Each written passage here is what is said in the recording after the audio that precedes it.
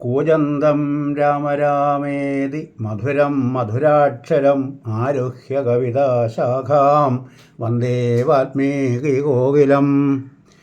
സാനന്ദരൂപം സകലപ്രബോധമാനന്ദദാനാമൃതപാരിജാതം മനുഷ്യപദ്മേഷു രവിസ്വരൂപം പ്രണൗമി തുഞ്ചത്തിടുമാര്യപാദം. കാവ്യം സുഗേയം കഥ രാഘവീയം കർത്താവു തുഞ്ചത്തുളവായ ദിവ്യൻ ചൊല്ലുന്നതോ ഭക്തിമയസ്വരത്തിൽ ആനന്ദലബ്ധിക്കിനി എന്തു വേണം. ഒരു 8 മണിക്കൂർ നേരം നമ്മളെല്ലാം രാമായണം എക്സ്പ്രസിൽ യാത്ര ചെയ്യുകയാണ്.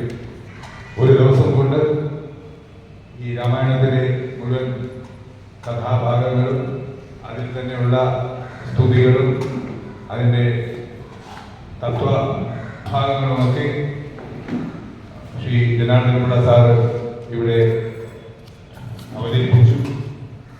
വളരെ ലളിതമായി രാമായണത്തെ ഒരു ദിവസം കൊണ്ട് വളരെ സിമ്പിളായി മനസ്സിലാക്കുവാൻ ഉള്ള ഒരു യജ്ഞമായിട്ടാണ് ഇത്. അദ്ദേഹം തന്നെ ഇത് ആവിഷ്കരിച്ചതാണ്. അദ്ദേഹത്തിൻ്റെ രീതിയിൽ ഇത് ആവിഷ്കരിച്ച് അതിൽ സംഗീതത്തിൻ്റെ മേമ്പൊടി കൂടെ ചേർത്ത് നമുക്ക് വളരെ കൃത്യമായി ഇവിടെ ഇന്ന് ഈ യജ്ഞം ഇവിടെ നടന്നു. അതിവിടെ സമാപിക്കുകയാണ്. ശ്രീ ജനാർദ്ദനൻ സാറിന് അദ്ദേഹം അഭയദാശ്രമത്തിലെ എല്ലാ കാര്യത്തിലും നമ്മളോട് സഹകരിക്കുന്ന ഒരു മഹാത്മാവാണ്.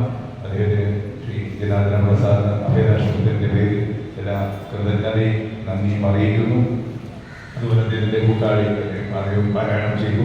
അദ്ദേഹത്തിനും അഭയദാശ്രമത്തിൻ്റെ പേരിൽ കൃതജ്ഞത രേഖപ്പെടുത്തുന്നു. ഇതിന് സംഗീത അകമ്പടി സേവിച്ച അഭയദാശ്രമത്തിൻ്റെ കുമാറിനും നന്ദി രേഖപ്പെടുത്തുന്നു. ഈ യജ്ഞം ഇവിടെ രാവിലെ മുതൽ ഇത് പങ്കെടുത്ത നിങ്ങളെല്ലാവർക്കും ആശ്രമത്തിൻ്റെ പേരിൽ കൃതജ്ഞത രേഖപ്പെടുത്തുന്നു. ഈ രാമായണ മാസം എല്ലാ ദിവസവും രാവിലെ അറിയാവുന്നതുപോലെ ഇവിടെ രാവിലെ രാമായണ പാരായണമുണ്ട്. അതുകൂടാതെ വിശേഷ ഈ രാമായണ മാസ ആചരണത്തിൻ്റെ ഭാഗമായാണ് ഇപ്പോൾ ഈ യജ്ഞം ഇവിടെ നടന്നത്.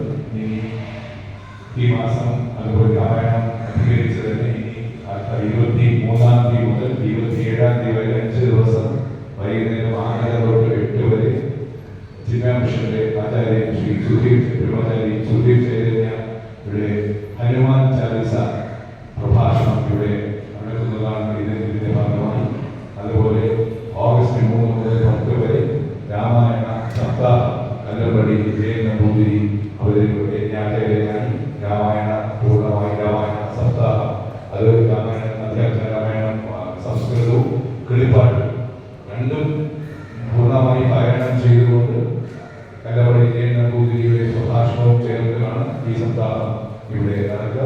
ഇതെല്ലാം നിങ്ങൾ എല്ലാവരെയും സഹായ സഹകരണങ്ങൾ അഭ്യർത്ഥിച്ചുകൊണ്ട് വീണ്ടും കൃതജ്ഞത രേഖപ്പെടുത്തുന്നു.